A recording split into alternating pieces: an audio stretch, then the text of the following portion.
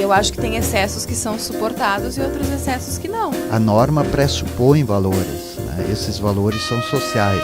A perspectiva de um agir correto sobre algo não deixa de ser uma forma de controle. É muito mais para pensar e para problematizar determinadas formas, determinadas ideias e práticas que são dadas como verdadeiras.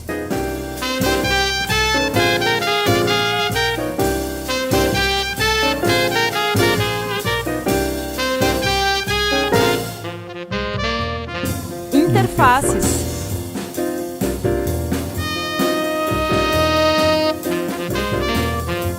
Oi, tudo bem? Começando agora o programa Interfaces na Univates FM, sempre aos sábados pela manhã, às 8 horas, e disponível também no canal Interfaces. O programa Interfaces é do projeto de extensão Interfaces e busca um diálogo entre a universidade e a comunidade. O tema de hoje é medicalização da vida. Vou conversar com o professor Luiz César de Castro, do curso de farmácia, e com a Luciana Fosse, do curso de psicologia. Tudo bem com vocês? Prazer recebê-los aqui. Tudo bom, Thiago? Tudo bem, e aí? Tudo certo, né? É muito comum, assim, a gente tá com uma gripe, a gente tá com uma doença, com alguma coisa assim, e a gente tomar um medicamento para melhorar. Agora, quando a gente pensar assim, eu tô me sentindo mal, mas não é aquele mal, aquela coisa doença mesmo, como se fosse uma gripe. Eu acho que eu poderia ser mais do que eu sou, eu acho que eu poderia estar melhor, que eu poderia render mais, que eu poderia estar mais feliz durante o meu dia, que eu poderia fazer mais coisas, talvez até dormindo menos, enfim, mais ativo, e a gente tenta potencializar a nossa vida, muitas vezes por meio de medicamentos, né? Isso vem acontecendo, como é que é isso? Dá para dizer que é uma... qual é que é a diferença disso para uma patologia? Isso é uma estetização da vida, como a gente já falou outra vez, Luiz? Ah, bom, já que passou para mim, né? Eu acho que tu começou bem por baixo, né? Bem simplesinho, assim, falando a respeito de eu nada tenho, mas eu quero melhorar, né? Tu tá quase que fazendo um doping, né? Tu tá querendo te tornar melhor que os outros em si? Não, tô brincando. Não, na verdade a gente tem sim uma expectativa de melhora de si mesmo, de dar conta das nossas metas, dos nossos desejos maiores, né? Buscando, dentro desse mar de tensões que nós sofremos na vida contemporânea, onde nós somos cobrados para isso. Então, eu devolvo a pergunta, será que nós, não sendo cobrados desta forma, a gente teria esse tipo de comportamento? Será que a sociedade organizada como está, e quando eu digo sociedade organizada, não estou falando da sociedade gaúcha, brasileira, estou falando da sociedade global. A forma como vivemos, onde não existe fronteira para nada, não sofremos tensões das mais diversas que nos levam à busca de melhora em todos os sentidos.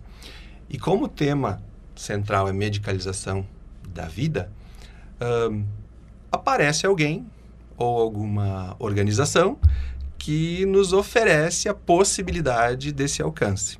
E aí a gente tem uma diversidade enorme de possibilidades medicamentosas, onde existe a promessa de alcance. E aí uma outra pergunta no meio. Realmente nós alcançamos isso tudo? Luciana, não olha para mim, Luiz. Eu olho sim. Acho que a gente tem, né, essa enxurrada de informações, né, que o Luiz coloca.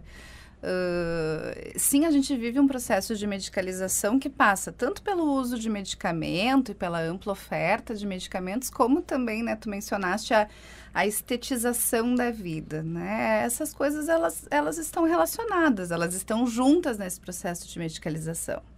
Se a gente observar a quantidade de farmácias, né, que cidades pequenas contam, né? Eu, além de trabalhar aqui em Lajeado, trabalho no município de Dois Irmãos, que é um município de 30 mil habitantes.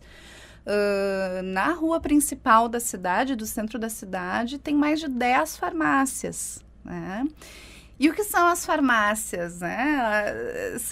Além de vender remédio ali, vende mais um um monte de outras coisas, né? Então, tem a questão dos fitoterápicos. Então, a moda agora é usar a linhaça, a chia, a goji-berry, né, o óleo de coco. Cada momento, né? Porque, bom, a gente não entra na farmácia porque está doente. A gente entra na farmácia também em busca de algo para render mais, seja para render mais do ponto de vista do trabalho, né, do ponto de... eu trabalho muito, eu dirijo muito, então, né, então eu vou usar lá aquele medicamento que é um complexo vitamínico que vai melhorar muito o meu rendimento, ou eu tô me alimentando mal, eu ganhei peso, então eu vou comprar algum tipo de fitoterápico dessas sementes, eu vou baixar o meu colesterol de maneira natural, né, então a gente entra na farmácia em busca de coisas que não necessariamente não tem a ver com a doença. Não há problema. Claro que todo mundo vai tomar remédio se ficar doente, né? Mas a gente também toma outras coisas que não são remédios para ficar bem, né? E isso é um processo de medicalização, né? E a gente recebe, né, muita informação da mídia nesse sentido, né? Como dormir melhor, como se alimentar melhor, como...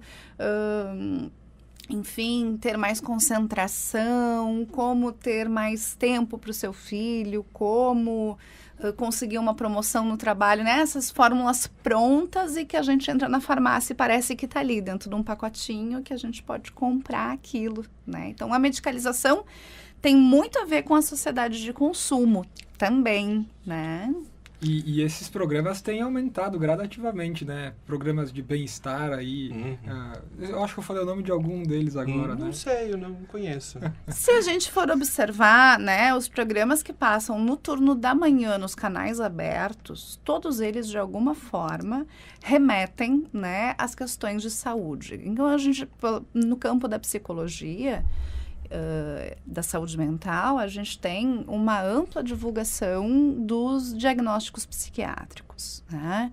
Então, parece que qualquer pessoa está habilitada a diagnosticar depressão. Lá, tua tia-avó deve saber se alguém está com depressão, porque ela viu no programa que tinha um psiquiatra, né? E isso é uma coisa que a gente cada vez mais observa na programação da televisão aberta.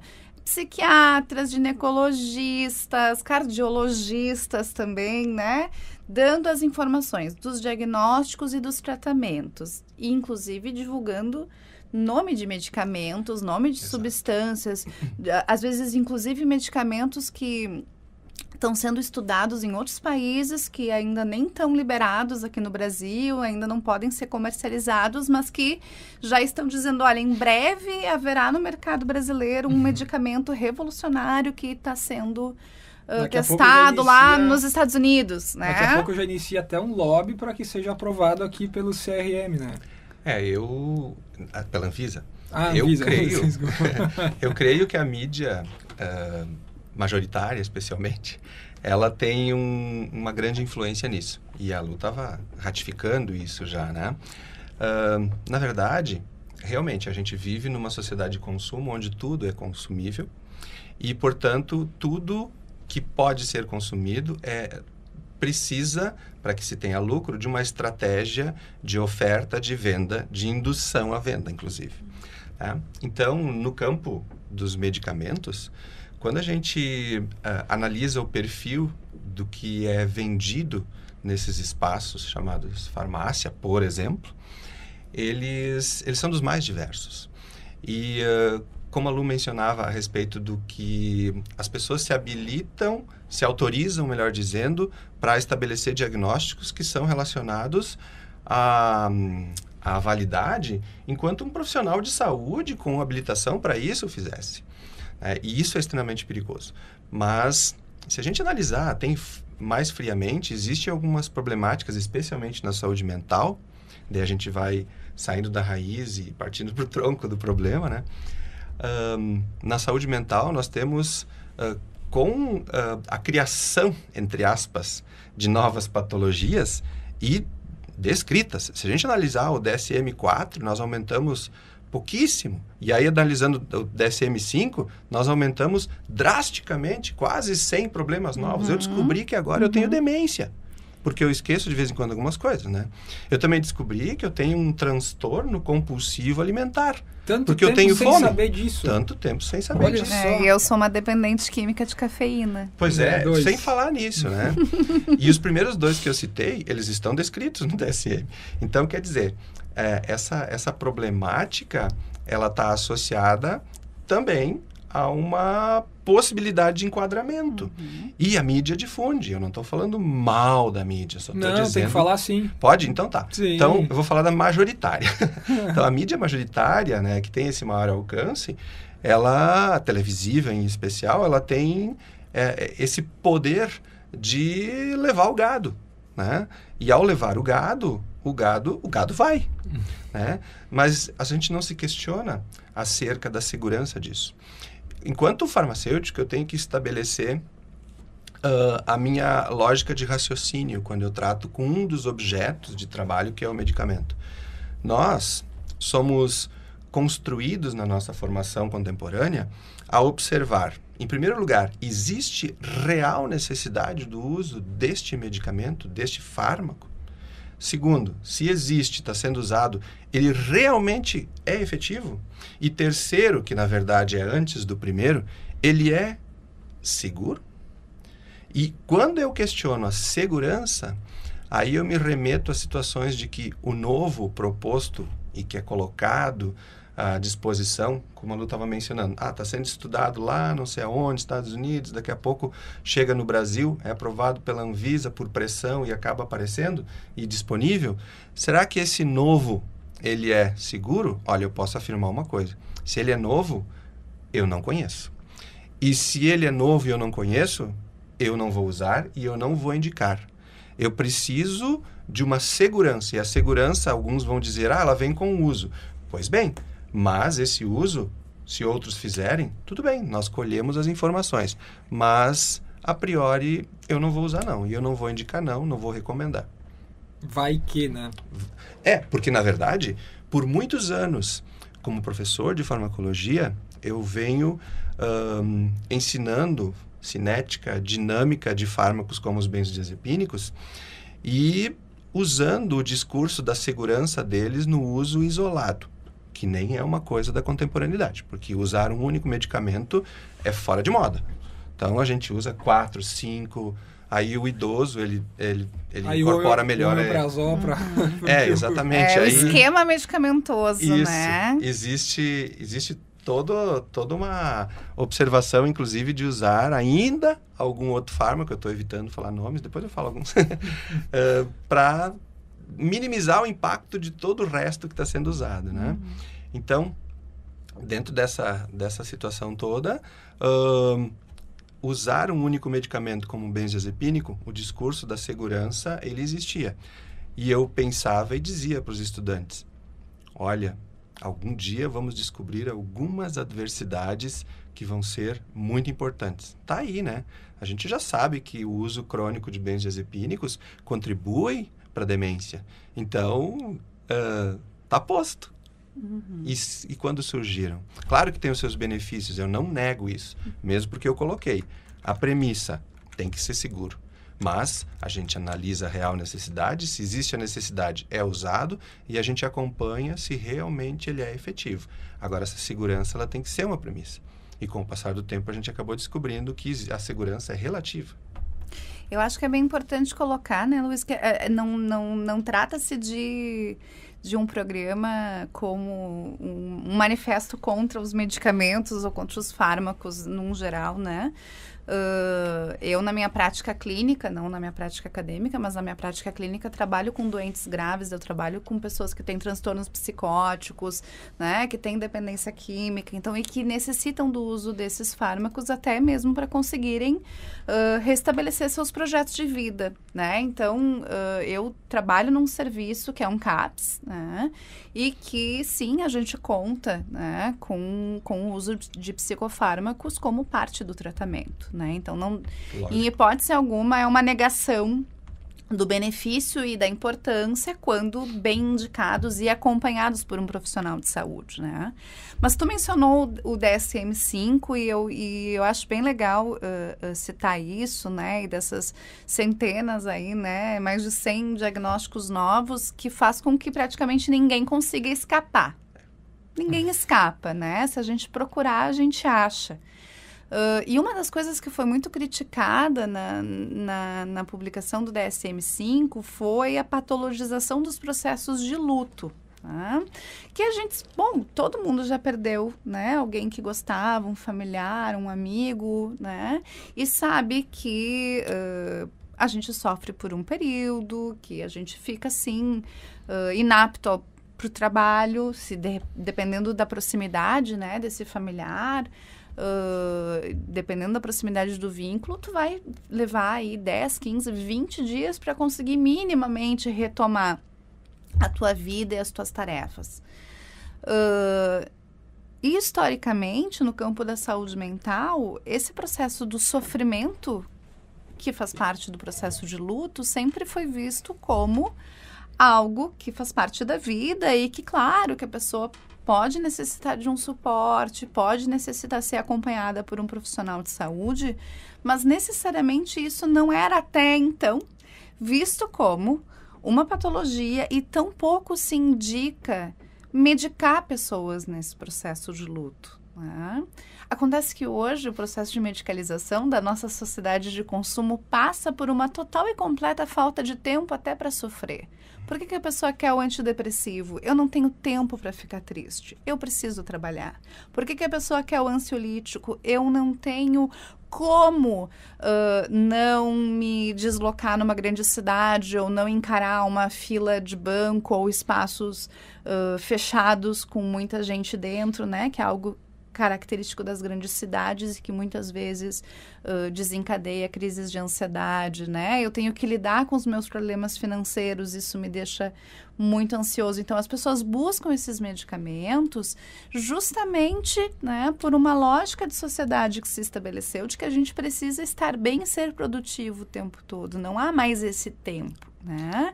O tempo livre que a gente tem que estar fazendo coisas muito geniais e muito fantásticas, porque a gente tem que postar alguma coisa no Instagram no final de semana, senão a gente não existiu. Pois é. Né? A gente não, se não está na rede social, a gente não existe. Né? E isso é um imperativo, a gente que trabalha com jovens, né, Luiz? Os nossos alunos têm aí uma média, né, de faixa etária dos seus 20 e poucos anos de idade, da primeira coisa que eles fazem, né?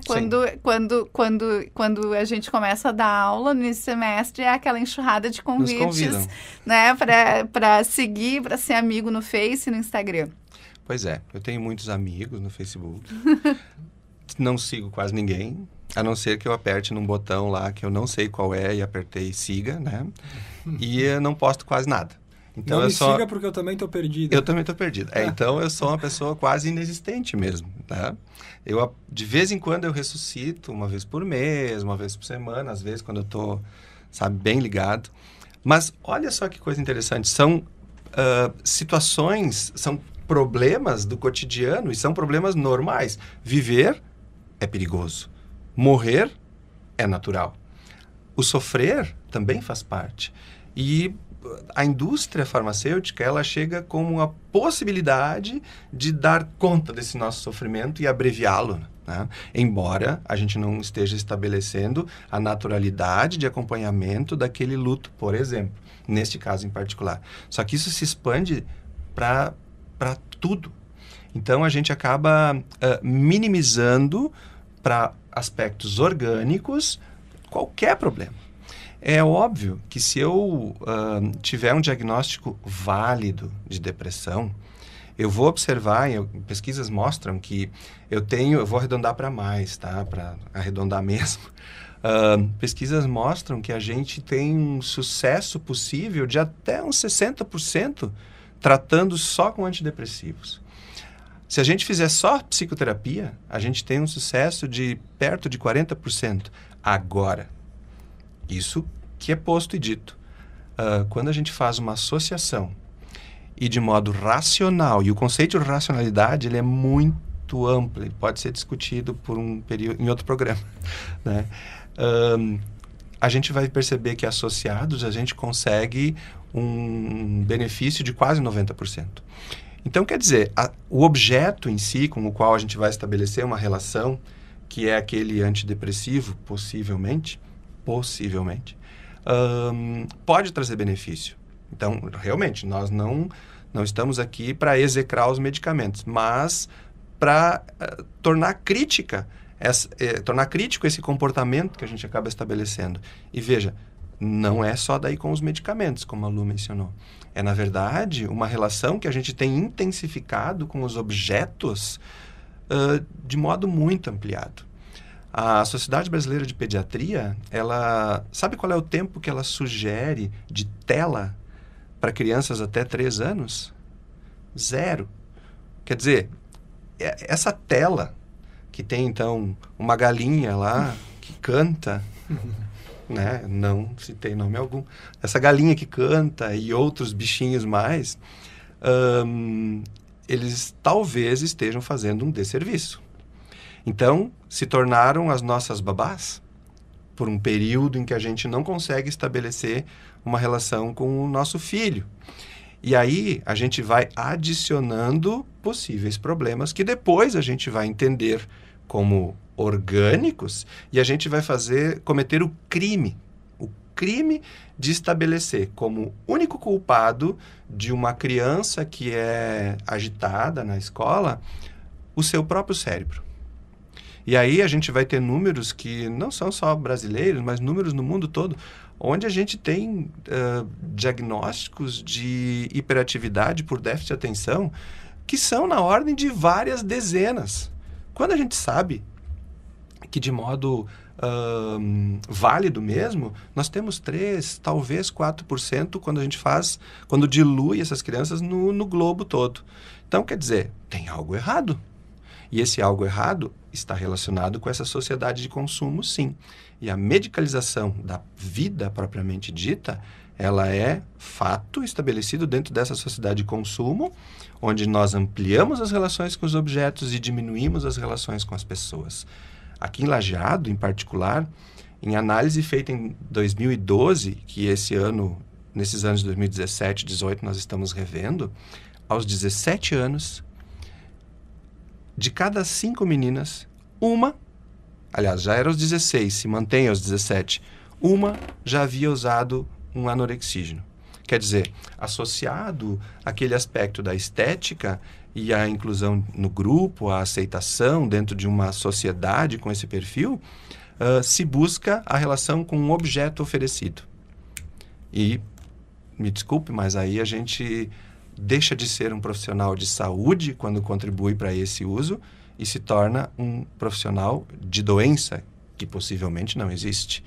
E se a gente analisar friamente esse objeto em particular, a prescrição de um anorexígeno, ela tem estabelecido muito bem os seus critérios, que é em casos de real necessidade associados à obesidade importante, por exemplo, ou algumas situações em particular que são de estatística muito baixa, números muito baixos em alguns indivíduos.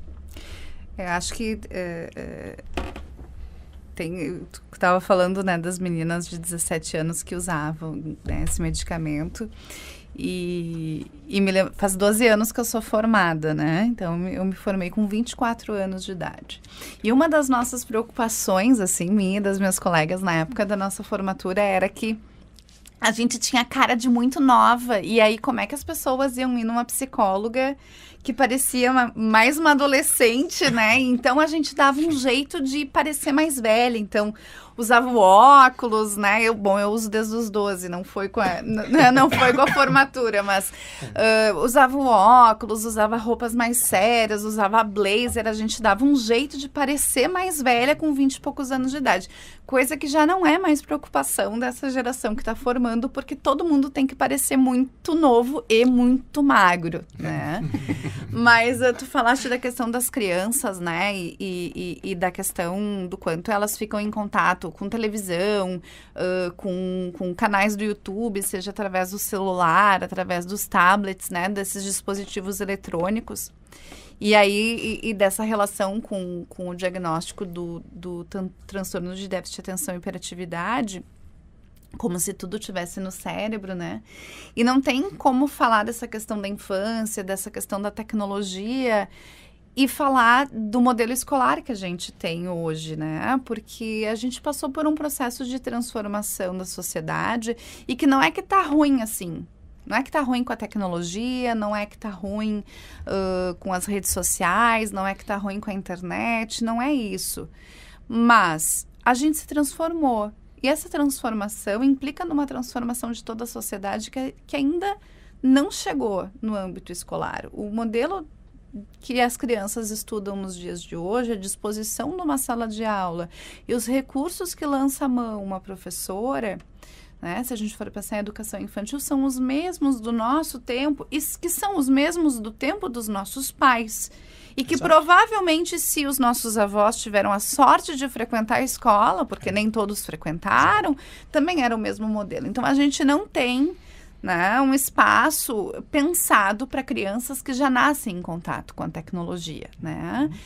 E que muitas sofrem do excesso, né? Então, é um excesso de exposição por conta da precariedade do tempo que as famílias hoje têm para lidar com os seus filhos, para estar com os seus filhos, né? Então, a gente tem que problematizar isso também, né? A gente, às vezes, produz uma medicalização para enquadrar sujeitos numa lógica de mundo. A escola faz parte dessa lógica de mundo. O trabalho faz parte dessa lógica de mundo, né? Então, a gente tem hoje aí algumas empresas que, todo mundo fala do Facebook, né?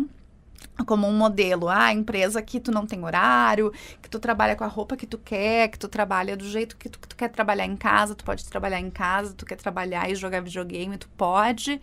Então, tem esse modelo super arrojado, em contrapartida a gente ainda tem a fábrica que funciona das, 7h43 da manhã, que eu tenho que registrar o meu ponto, até as 17h23, então, assim, né, eu trabalho lá em Dois Irmãos, é uma cidade de indústria calçadista, então essa realidade da rigidez da fábrica é muito presente no meu cotidiano de prática clínica e ao mesmo tempo a gente está instigando as pessoas a serem mais criativas, a serem mais inventivas, a olharem o mundo através de uma ótica estética, porque isso que a gente tem de existir no Instagram e no Facebook, de existir através da imagem, tem também uma produção criativa e estética e até poética, às vezes, da nossa própria vida. Então, eu tô comendo ali um prato de macarrão com molho de tomate, mas é um manjericão que eu colhi da minha horta, então aquilo eu posto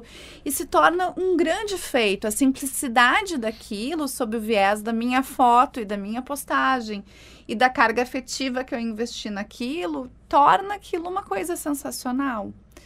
E aí é isso, né?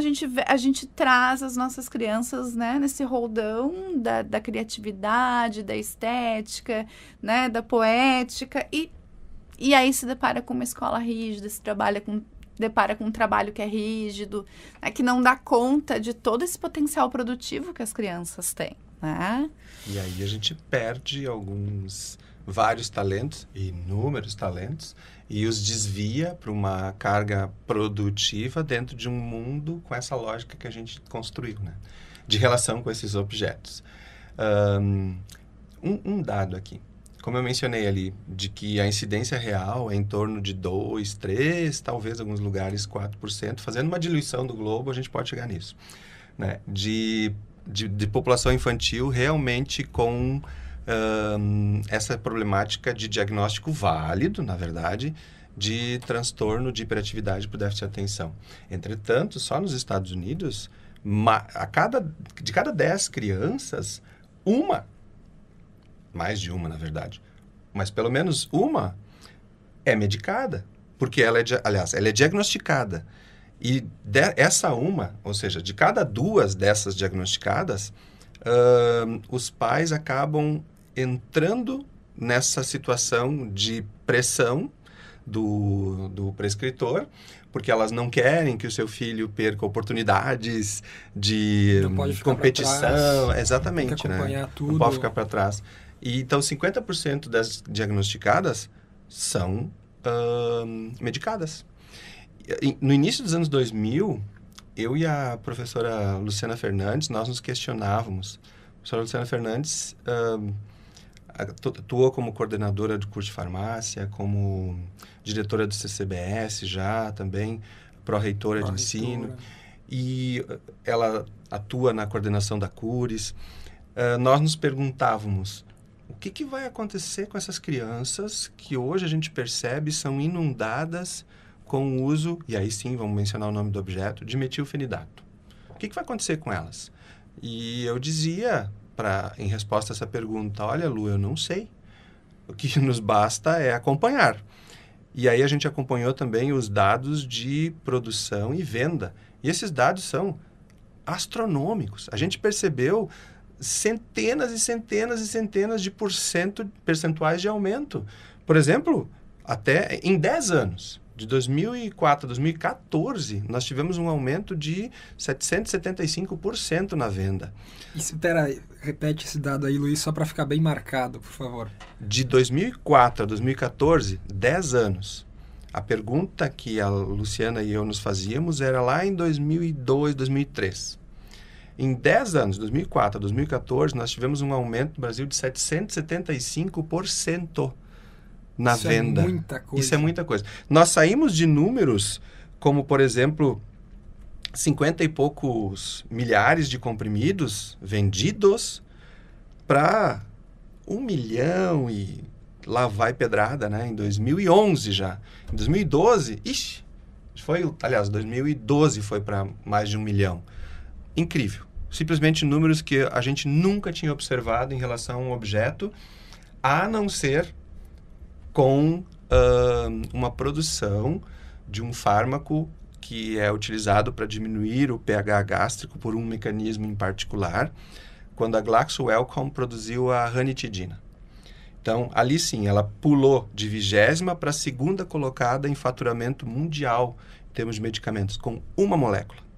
Quer dizer, naquele momento, a gente já achou que era um impacto incrível e nós, como técnicos, cientistas, farmacêuticos, nós entendemos que é o aspecto da produção de um fármaco que tinha um mecanismo de ação relativamente seguro e com reações adversas que eram toleráveis, aliás, bastante seguras se a gente comparar com outros que têm o mesmo objetivo, a gente entendeu aquilo como uma vitória da profissão dentro da ciência, né? Mas, hoje, quando a gente olha para o metilfenidato com esses números absurdos, a gente pensa, eu penso pelo menos, que crime é esse que a gente está cometendo, e a gente vai ver o resultado do crime mais adiante, né? Que a gente está cometendo contra pessoas que são incapazes. Elas, legalmente, elas não são capazes de defender a si mesmas, né? Mas qual é o fruto disso? Eu quero resgatar o tempo todo a fala inicial da Lu, que é essa sociedade de consumo na qual nós estamos envolvidos, porque nós começamos falando de medicalização da vida. Mas, na verdade, nós vamos nos afastando um pouquinho do objeto, resgatando ele de vez em quando, e falamos das relações. A medicalização é a ponta, né? É um sintoma disso tudo. É um pedaço disso tudo, né? A gente poderia falar, por exemplo, hoje uma moda incrível é usar sulpirida, um fármaco que eu, como farmacêutico, vou chamá-lo de neuroléptico. Por quê? Porque eu não posso causar no usuário aquele impacto de dizer para ele, é um antipsicótico, é um anti-esquizofrênico. Eu já estou sendo meio malvado dizendo isso para a pessoa, né? Porque eu estou estabelecendo um diagnóstico. Mas hoje tem uma moda de uso desse tipo de fármaco para a produção de leite durante a amamentação. Uhum. E, olha, queiram ou não queiram saber, né? Tem diversos efeitos que podem ocorrer na mãe. Embora a gente saiba pelo menos os estudos mostram que não existe uma teratogenicidade importante, não se deve usar antes de 4 meses de gestação, né? A gente previne. E depois de nascida a criança, vai acabar se usando para produção de leite. Eu ouvi uma vez que amamentar é algo que se aprende. Eu achei tão bonito aquilo e eu esqueci a mulher que falou, porque foi uma mulher, que amamentar é uma coisa que se aprende. Pois é, porque se o cara tivesse aprendido, né, ia ser engraçado. É que assim, eu amamentei não faz muito tempo, tá? Que eu tenho um filho de 1 ano e 8 meses, o meu filho mamou até 1 ano de idade. Não a gente fala, né, parece que engravidar, parir, amamentar, são coisas absolutamente instintuais e que a gente vai sair fazendo sozinha e tudo bem, né? E não é. São processos bastante complexos, né? Não é tudo tão bonito e cor-de-rosa que nem a mídia vende. Então, tem essa coisa, né, do incentivo ao aleitamento materno, que é fantástico, né? E que não é fácil por 6 meses tu manter um bebê mamando exclusivamente no peito, né? Por N questões, que passa pela questão da própria mãe, né? E de que é uma dedicação de tempo, né? Foram 6 meses da minha vida que eu não trabalhei na Univates, que eu não trabalhei no CAPS, que eu suspendi todas as minhas atividades profissionais e fiquei em casa amamentando meu filho, literalmente. E sim, tinha um sofrimento e um conflito muito grande da minha parte, de em determinados momentos me sentir entediada em relação àquela atividade e querer a qualquer custo enfiar uma roupa bem bonita e vir trabalhar, porque eu já estava cansada daquela tarefa. Porque também eu vivi desde os 16 anos trabalhando e estudando, bem dizer, os 3 turnos do dia, né? Então, para mim, ter um momento de colocar todas as minhas atividades em suspenso e me dedicar a esse processo de amamentação, foi bastante difícil, sim, né? Da vida. Teve sucesso? Sim, tive sucesso, mas também porque tive outros recursos, outros suportes nesse sentido. Não é uma atividade física amamentar, não é algo que se faz com o corpo, né? A criança, o peito e o leite é o que a gente consegue ver com os olhos, mas tem um investimento emocional, uma carga afetiva que nós mulheres dessa sociedade de consumo, né, não fomos preparadas para lidar com isso, né? Então, nada é automático. E não surpreende, Luiz. Eu tive muitas amigas que usaram esse medicamento, sim, né? Não, quando tu começou a falar o nome da substância, eu não sabia do que é que tu estava falando. Agora eu sei, porque eu me lembrei o nome comercial. E eu evito, né? Enfim, né? E quem tem, né, amiga que amamenta por perto também conhece o nome comercial desse medicamento, que foi usado por muitas amigas minhas. Então, não surpreende também que esse processo de aleitamento materno seja medicalizado. A gente, sim, já tem a medicalização do parto, que é o número de cesarianas absurdas que o nosso país tem. Também estamos vivendo um processo, né, de retomada da questão do parto normal.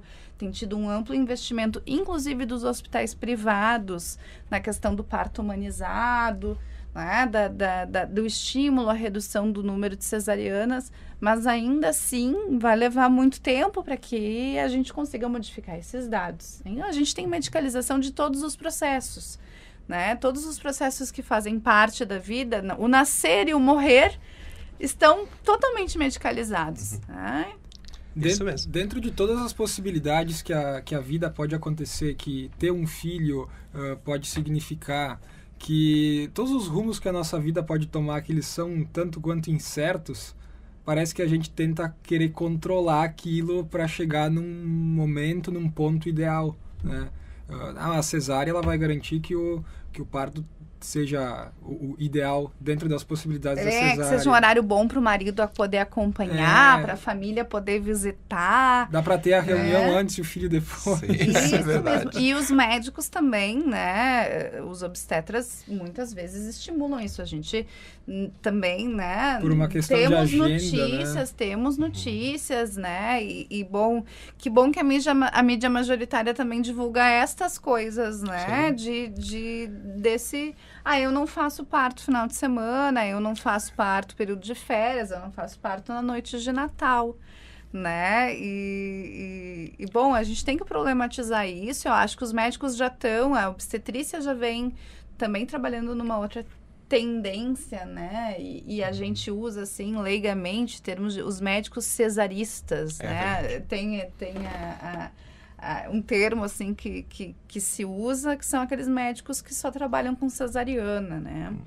E sim, esses processos, eles naturais da vida, mas que ao mesmo tempo nos deixam inseguros diante deles, faz com que a gente tenha, por essa lógica de que o dinheiro, né, de que a gente pode organizar a nossa vida e que financeiramente a gente acaba tendo condições disso. Então, eu posso engravidar e organizar para o meu filho nascer no dia tal, no mês tal, que seja mais favorável para mim, para minha família, para o meu médico, para minha vida profissional, como se a gente, né, mas é uma sensação muito falsa de que a gente tem controle sobre essas coisas, porque na verdade não tem, mas muito recurso e muito investimento se despende para que a gente tenha essa sensação de controlar tudo, né? Então a gente pode ser mãe aos 40 anos se quiser agora.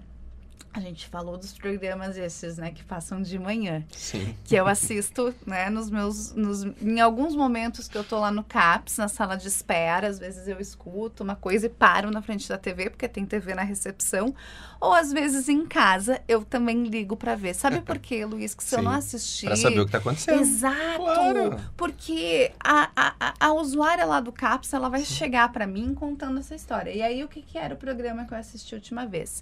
Congelamento de óvulos. Você, mulher de 38 anos que ainda não engravidou, não se desespere, seus problemas acabaram. Seus problemas acabaram. Então, assim, quanto que custa para congelar um óvulo? Quanto que custa para tu manter congelado? Tu pode ser mãe, daí tem lá os exemplos, né? Casais, e aí muito legal, porque, bom, casais homoafetivos podendo ter filhos, né? Que sim, que é uma coisa muito bacana, né? Mas aí tem aquela coisa, e aí as entrevistas eu ganhei uma bolsa para fazer doutorado em outro país e eu tava com 38 anos. E aí eu ia ficar mais 4 anos fora e aí eu congelei meus óvulos, fiz meus doutorados, voltei e fui mãe aos 43 anos. Interessante, dos meus óvulos de 38. Claro. Né? Então, assim, a gente... Hoje, né, a gente não tem mais um ciclo de vida natural. A gente consegue, né, com recursos farmacêuticos, biomédicos, cirúrgicos, a gente consegue dominar o nosso corpo. Então, não tem como não estar medicalizado. Vem para o bem... Vem, não é um julgamento moral, é feio, é ruim, é bonito, é cheiroso, não é por aí, né? Mas tem efeitos, né? Tem efeitos na saúde da população, tem efeitos nas práticas das nossas profissões. Exatamente.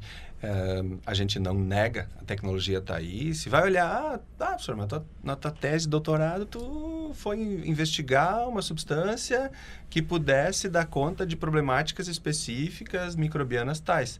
Pois é, a gente vai em busca das observações que se faz na ciência, de modo que a gente consiga produzir, sim, tecnologias duras, muitas vezes, né? Mas a gente não pode esquecer de que elas têm que ser usadas, e aí vem a lógica da nossa formação, que é com segurança. É sempre essa premissa da segurança. E não é uma segurança estanque, a gente faz previsão de segurança, né? Então, essa previsão de segurança, se ela não está posta, ela se coloca de um modo relativamente inseguro. Então, essa questão do metilfenidato que a gente vinha falando antes, né? Eu tenho que insistir nele, tá? Porque, afinal de contas, defender os fracos e os oprimidos é uma tarefa primordial. Antes, lembrando que a regra que deveria ser seguida no país é a da redução de danos. E o discurso da Lua está dentro disso. Redução de danos se encaixa no conceito de racionalidade perfeitamente, e ele ele sustenta o meu discurso de segurança ao analisar uma situação e fazer a prescrição, por exemplo, de um objeto medicamento. Mas quando fala do metilfenidato, eu acabei não concluindo. Algumas coisas a gente já observa de modo imediato.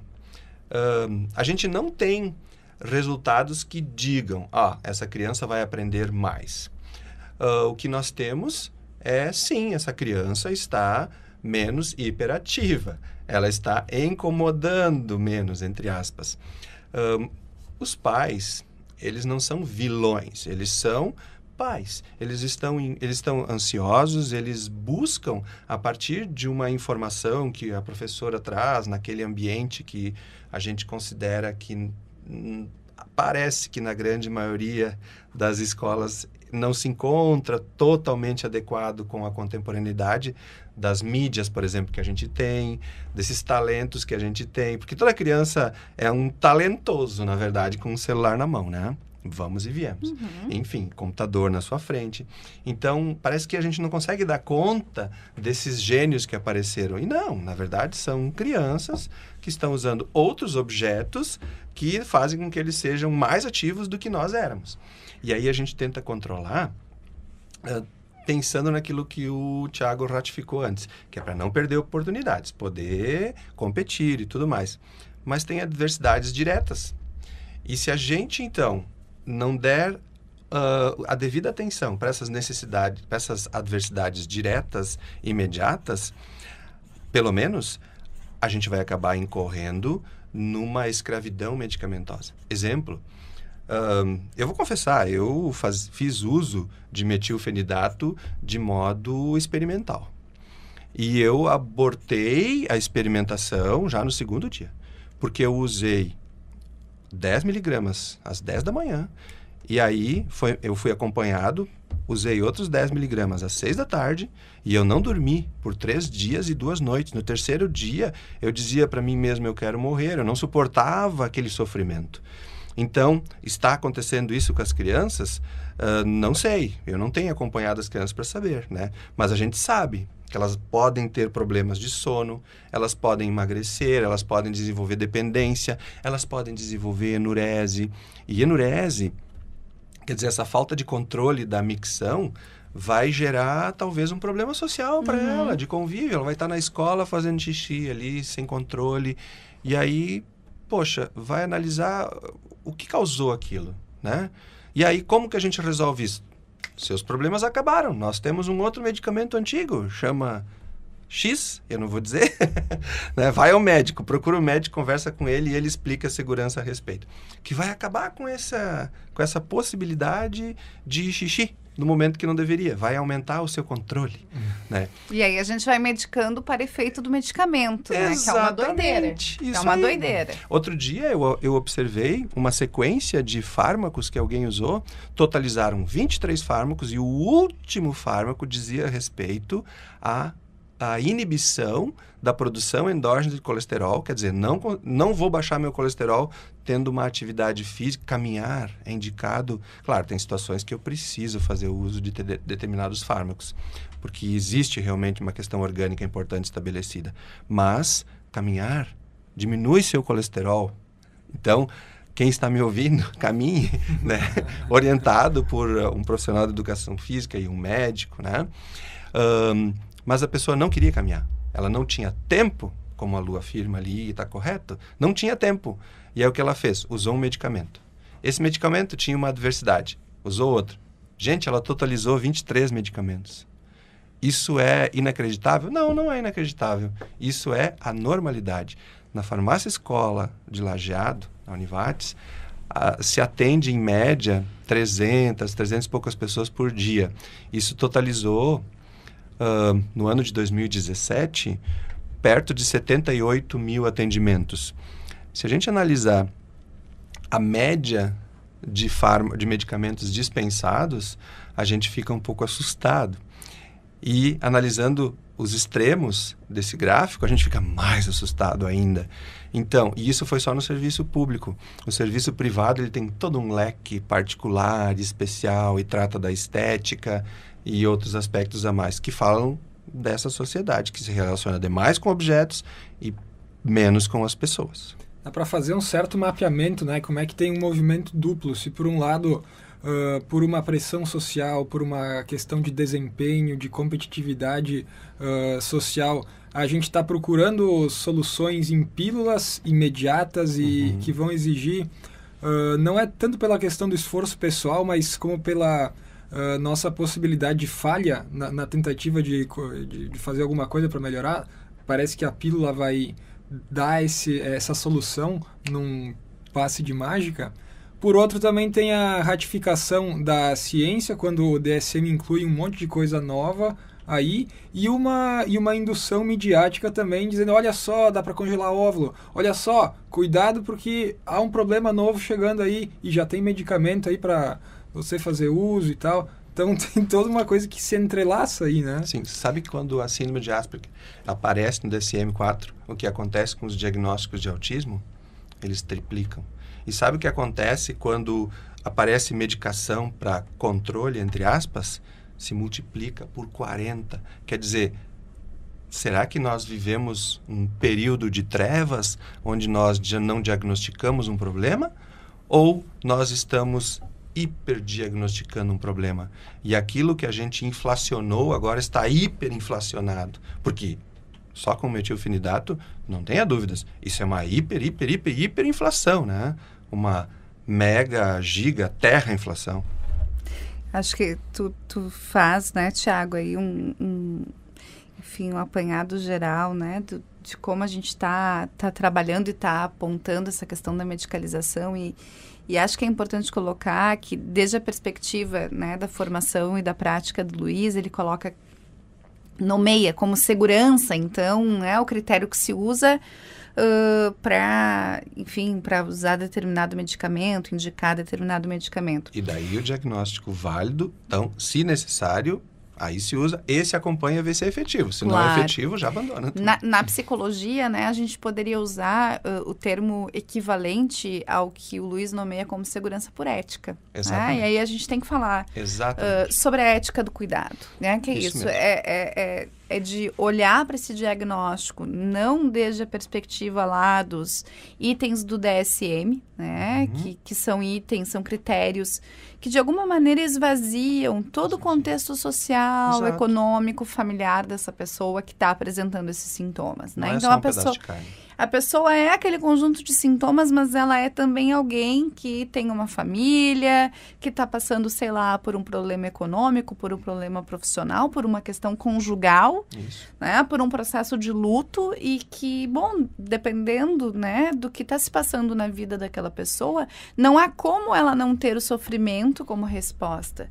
Ou como ou o sofrimento tanto no sentido, né, do que a gente nomeia aí como depressões, e vamos botar entre aspas e no plural, porque se a gente for olhar o DSM, são muitos tipos de depressão, é episódio leve, moderado, com sintomas psicóticos, com sintomas isso, com sintomas aquilo. É uma série de variações, e um diagnóstico complexo e difícil de fazer. Não é simples fazer diagnósticos de depressão. Não é 5 minutos. Não é 5 minutos, né?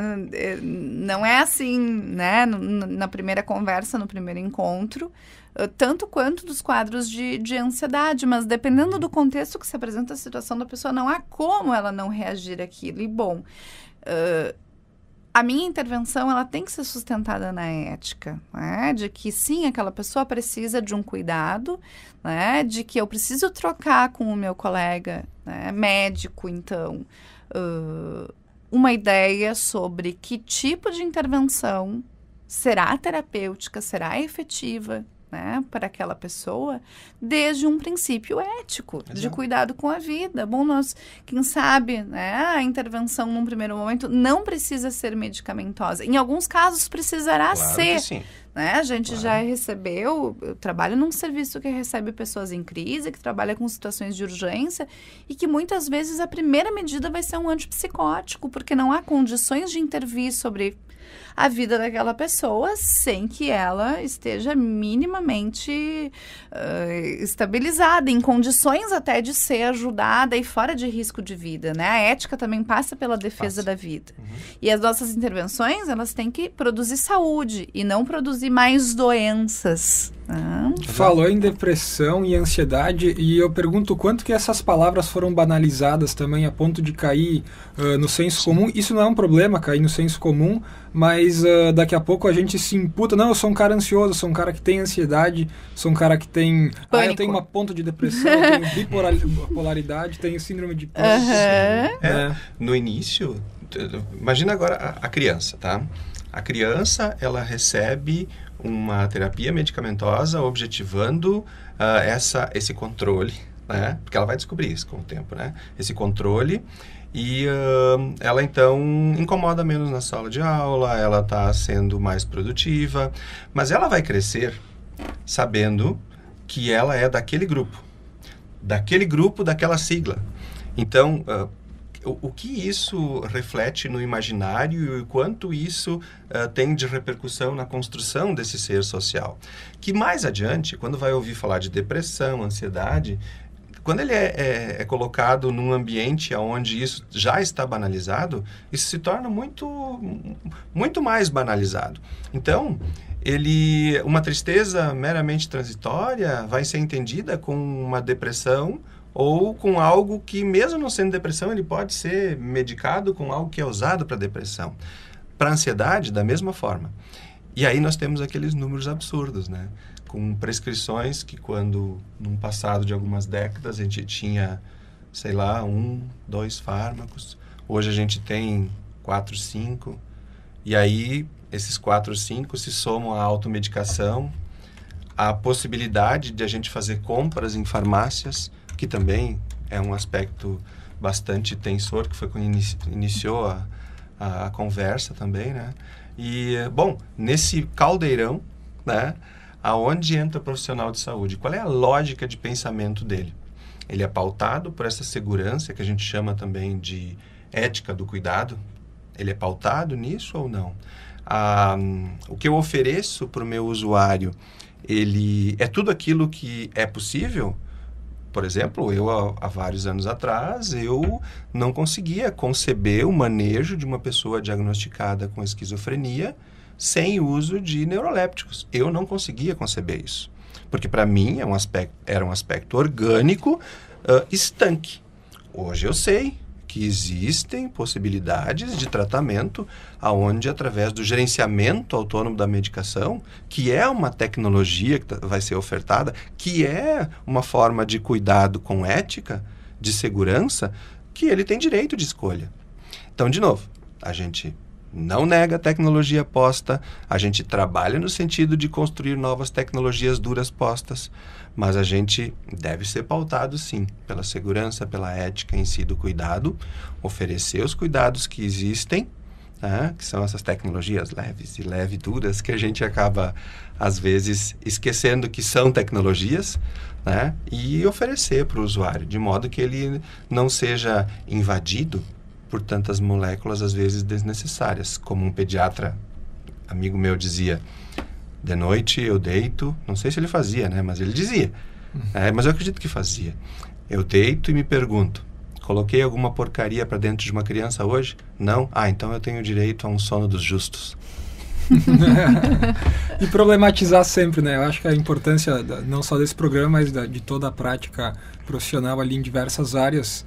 Como nesse programa aqui a gente passou por diversos assuntos hoje, começou com medicalização e estetização da vida, passou pela pressão social por desempenho, por visibilidade, Facebook e outras mídias, a sedução e o exagero que a mídia faz, a indústria, todos os efeitos, porque afinal está tudo interligado, né?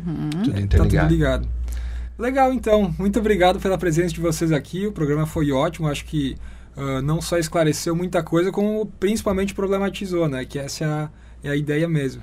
E a gente pode fechar aqui com a música do Raul Seixas, então, Check-up. Ele já dava um check-up geral na situação. No final dos anos 80, já era uma coisa, um assunto que já estava caindo, né? Sim, tava aparecendo. Na discussão. O pessoal estava prestando atenção, né? Aqui, dizem, eu não lembro. Aqui ele vai falar em outros medicamentos ali que todo mundo provavelmente vai se lembrar na música Check-up. Então tá, o Interfaces volta no próximo sábado, às 8 horas da manhã. E esse programa também está disponível no canal Interfaces no YouTube. Tchau. Tchau, tchau. Tchau, tchau.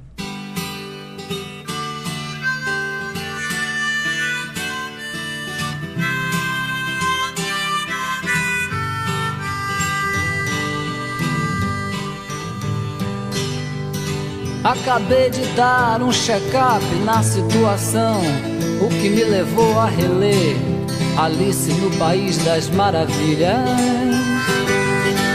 Já chutei a laranja mecânica e lhe digo mais, plantei a casca na minha cabeça. Acabei de tomar meu Diempax, meu Valium 10 e outras pílulas mais. 2 horas da manhã recebo nos peitos um Triptanol 25 e vou dormir quase em paz. E a chuva promete não deixar vestes. E a chuva promete não deixar vestes. E a chuva promete não deixar vestes.